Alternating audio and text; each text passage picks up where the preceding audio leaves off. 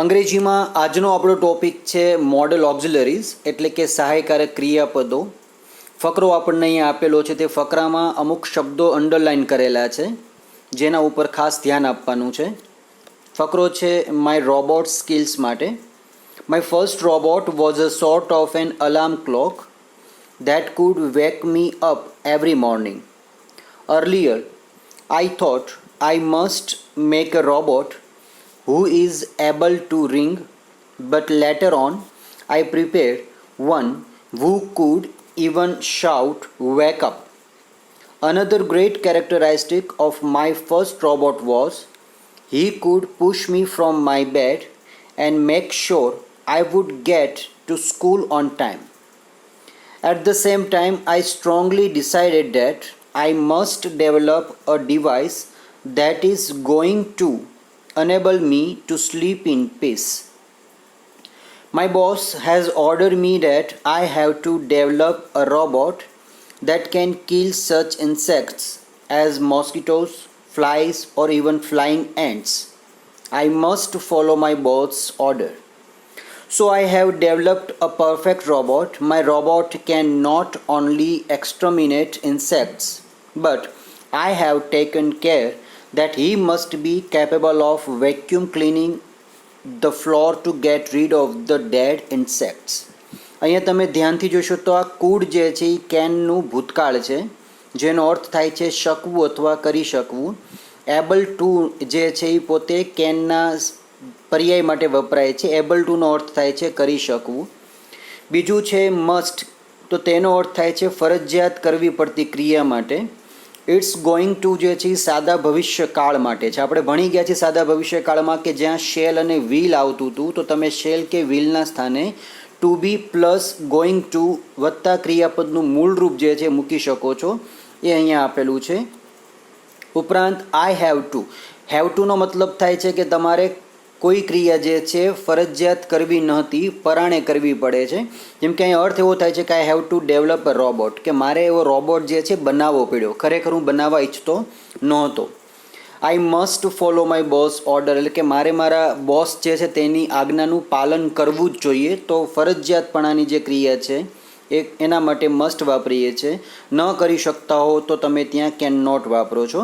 તો આ શબ્દોના આધારે આપણને અહીંયા અમુક જે છે L2 પ્રેક્ટિસમાં સિચ્યુએશન અને ઓપ્શન આપેલા છે. તો આપણે તે ઓપ્શન જે છે તેમાંથી એ નક્કી કરવાનું છે કે આમાંથી કયો ઓપ્શન તેમાં સાચો આવતો હોય. Today is the deadline for submitting your assignment. It was announced in the class that those who do not submit it today will be punished. સ્થિતિ એવી છે કે ગૃહ કાર્ય જે આપેલું હતું હોમવર્ક એ તમારે આજે જમા કરાવવાનું છે, અને જમા જેને નહીં કરાવેલું હોય તેને સજા આપવામાં આવશે. તો તમે આ ત્રણ કન્ડિશન જે આપણી પાસે છે એમાં તમે વ્હીલવાળું મૂકશો, મસ્ટવાળું મૂકશો કે આઈ હેવ ટુ સબમિટવાળું મૂકશો. પ્રથમમાં એવો અર્થ થાય છે કે today I will submit the assignment, એટલે કે હું આજે લેશન જે છે ગૃહ કાર્ય જમા કરાવી દઈશ, જે આની સાથે બંધ બેસતું નથી આવતું. બીજામાં છે today I must submit the assignment, કે મારે આજે કોઈ પણ સંજોગે ગૃહ કાર્ય જે છે એ જમા કરાવવું જ પડશે, કારણ કે અહીંયા સૂચના આપી છે if you do not submit the homework or assignment you will be punished, તમને સજા કરવામાં આવશે. અહીંયા today I have to submit the assignment, મારે અહીંયા અસાઇનમેન્ટ જમા કરાવવું પડે છે, ખરેખર મારે જમા કરાવવું નથી. તો આપણો જે છે આન્સર એ અહીંયા બી આવી જશે. Today I must submit the assignment. આવી રીતે your leg is fractured now. You are in the bed recalling how you were riding a bicycle.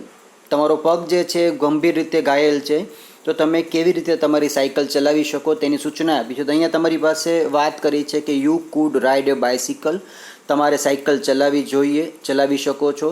I can ride a bicycle, હું સાયકલ ચલાવી શકું છું. I must ride a bicycle, હું cycle ચલાવી શકું જ, અથવા મારે સાયકલ ચલાવવી જોઈએ. તો અહીંયા તમે વાક્ય આખું સમજી લો કે your leg is fractured now, you are in the bed recalling how you were riding a bicycle. અને તમે પથારી વસશો તો તમે પથારીમાં હોવાથી અને પગમાં નુકસાન થયું હોવાથી તમે સાયકલ કેવી રીતે ચલાવી શકો, તો તમે અહીંયા જે વાત કરશો તે વાત કરશો I could ride A bicycle. હું જે છે એ સાયકલ ચલાવી શકું છું અથવા મારે ચલાવી શકાય, એના માટે બોલશો કે I can ride a bicycle. પગમાં વાગ્યું છે છતાં પણ તમે પોતે સાયકલ ચલાવી શકવા સક્ષમ છો, તો તમે અહીંયા ઓપ્શન બી જે છે આપણો એ ત્યાં આપી શકો છો.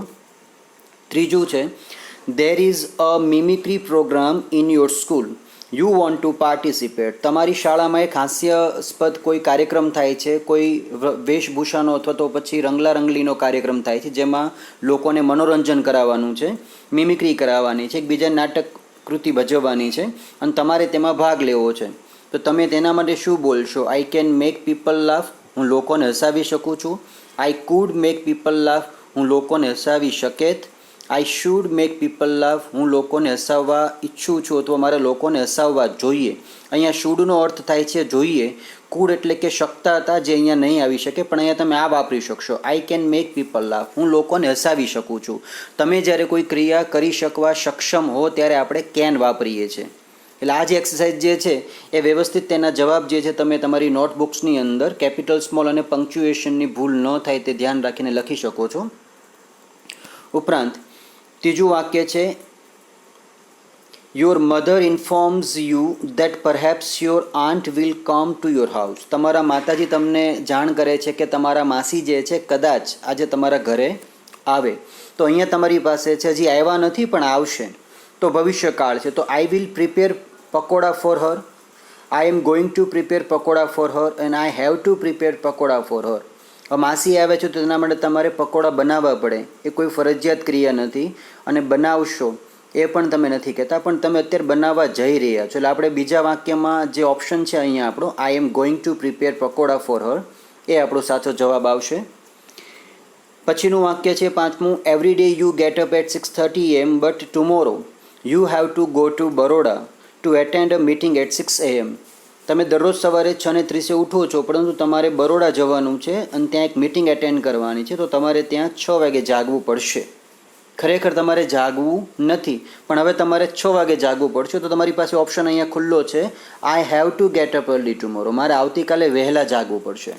સામાન્ય રીતે આપણે 6:30 જાગીએ છીએ, પણ આપણે કાલે જાગવાનું છે 6 વાગે, એટલે આઈ હેવ ટુ ગેટ અપ. તેમાં સાચો જવાબ આ આવશે. પછીનું અંતિમ વાક્ય છે, you have participated in a national level running competition, you want to break the previous record. તમે એક રાષ્ટ્રીય કક્ષાની દોડ સ્પર્ધામાં ભાગ લ્યો છો અને તમારે આગળના વર્ષનો કોઈ રેકોર્ડ જે છે તમારે તોડવો છે, તો તમે ત્યાં શું બોલશો?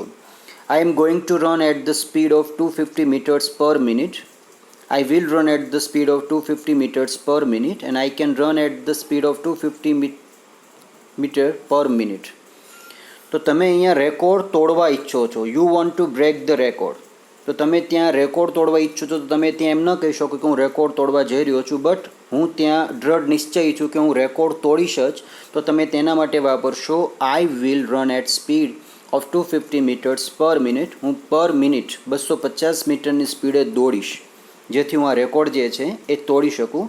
તો આના પણ જવાબ જે છે તમે તમારી નોટબુક્સની અંદર વ્યવસ્થિત કેપિટલ સ્મોલ અને પંક્ચ્યુએશનની ભૂલ ન થાય. પંક્ચ્યુએશનનો અર્થ થાય છે કે પૂર્ણ વિરામ મૂકવું, અલ્પવિરામ મૂકવું, સિમ્બોલ જે છે એ એમ અને પી એમના વ્યવસ્થિત કરવા, એ ખાસ ધ્યાન રાખવાનું કેપિટલ સ્મોલની ભૂલ ઉપરાંત. આ સાથે આપણી અંતિમ એક્સરસાઇઝ જે છે જેમાં લખ્યું છે L4માં, what would you say in this situations. તમે આવી સ્થિતિમાં શું કહેશો? યુઝ ધીસ વર્ડ્સ, તમે આ શબ્દોનો ઉપયોગ કરી શકો છો. બી સિક, બીમાર પડી જશો. ક્રેશ, નાશ પામશે. ગેટ વેટ, ભીના થઈ જશો. લોઝ, હારી જશો. નોટ સ્ટોપ, ઊભી નહીં રહે. અને રેઇન એટલે કે વરસાદ.